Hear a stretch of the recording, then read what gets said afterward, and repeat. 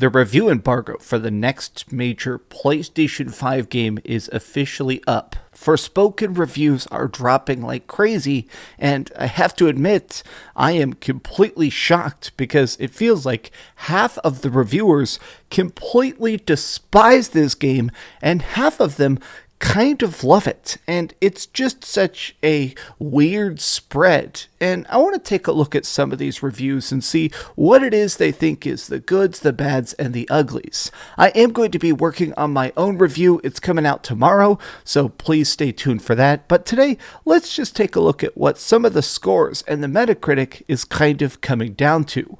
What's up, gamers? DreamcastGuy here.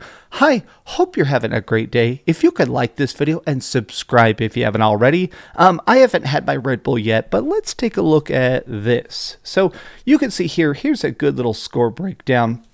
What's kind of funny is it feels like websites that typically skew a little bit negative, like Tech Radar or Gaming Trend, seem to very much be enamored with this game, whereas stuff down here, Hardcore Gamer, coming soon, 6th Axis, man, IGN gave it a 6 out of 10.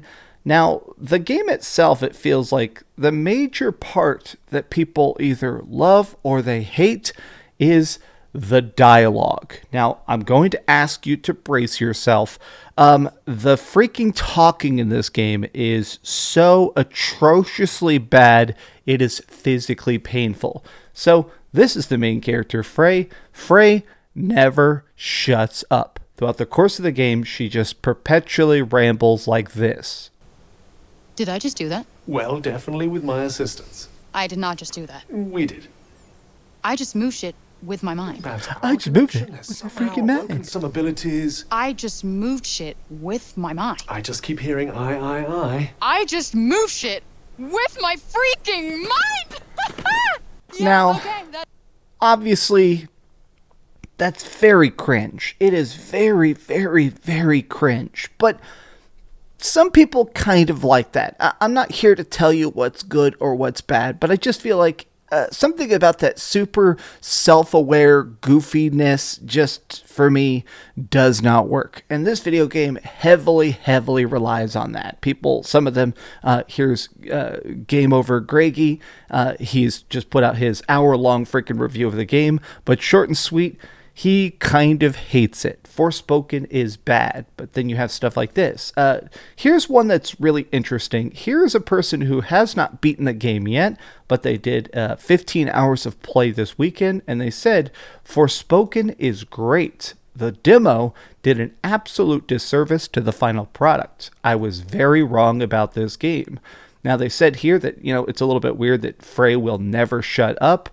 You talk to your little talking wristband in this game. And so the fact that she screams constant cuss words at every single bad guy, constantly just, oh my God, I'm trying not to cuss because I don't want to get demonetized. But apparently throughout the entirety of the game, she just cusses every single second about every single enemy, every single bad guy, every single thing that shows up. She's got to cuss her head off. But, I think in a way that's kind of realistic. If I were in a Final Fantasy universe, perhaps I'd be swearing more than I typically do.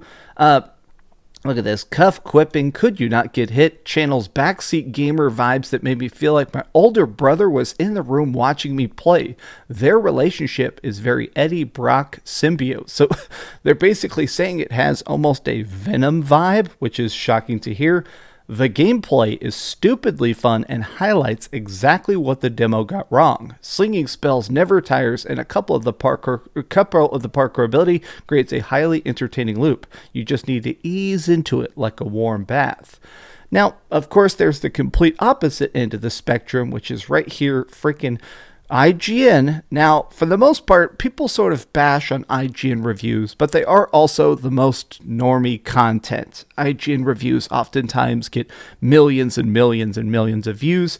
Even if you dislike IGN or Kotaku or Polygon, they are sort of the front-facing part of the game's media, for better or for worse. And apparently, they severely do not like it. Forspoken's flashy combat and parkour can be fun, but there aren't enough to make its cliche and bare-bones open world very interesting to explore.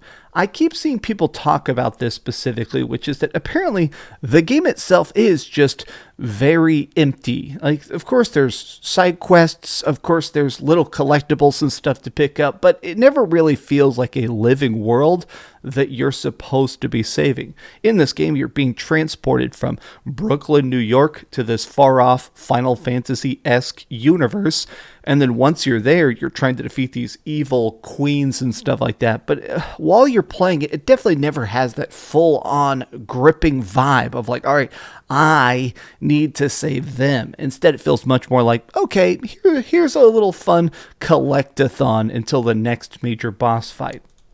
Look at this. Forspoken turned out great after all. I put 50 hours into the game on PlayStation 5 over the past 2 weeks, and for the most part, I loved it. 8 out of 10 for a next-gen gamer. Actually, man, I kind of want to scroll down. Let's see. At the very bottom of a review, typically they have a little like blurb. Let's see what they said, just in the short and sweet. Going into Forspoken, I had cautious optimism, but I walked away very happy with the experience. The gameplay is the real winner here. For the hyper-fast traversal to the deep magical combat, there's a lot to appreciate here. Yes, Frey and the Cuffs dialogue often made me roll my eyes. At least the game's lore is intriguing and worth exploring to its fullest. I got a good sense that Forspoken will ultimately be a divisive game, but I enjoyed it, warts and all. It's funny, even Gene Park, I usually agree a lot with Gene Park, and he said, I liked Forspoken. It holds a genuine surprise, and it's fun to be kick-flipping magician Lord Swear. It's fun to be a kick-flipping magician lord wearing colorful capes. It's very much a bog-standard open-world game, but Frey and her spells do just enough to distinguish and push it to the end. I guess it's interesting that people seem to be very much in love with this magic system. People seem to be very much in love with the fact that you can do so much with the interesting, the game has this like equip system where you can actually take, like a long range spell or a short range spell, different elemental types and stuff. It's interesting that it does seem like the gameplay wins most people over. I mean, I guess not Polygon, though. Promising combat can't make up for repetitive gameplay, terrible dialogue, an empty open world, and a two-dimensional hero that grates from the opening hour to the last. Also, it's a Christmas game. What? Man. It's shocking.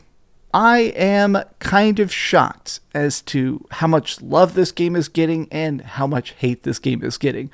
I did not expect it to be such a divisive project. I kind of thought that people would universally love it or universally despise it. But I guess this is probably going to be one of those weird games that goes on to become a hidden gem. I kind of have a vibe that maybe this game is not going to sell particularly well, and then it's going to become a big collector's item down the road.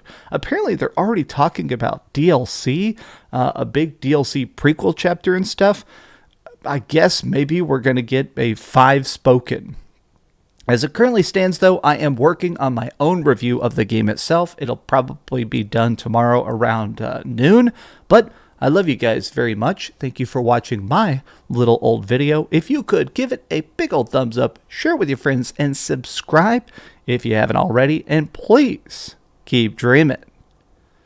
Oh man, Forspoken. Oh God. I hope that there's just like a shut up option. That's what I'm gonna flip.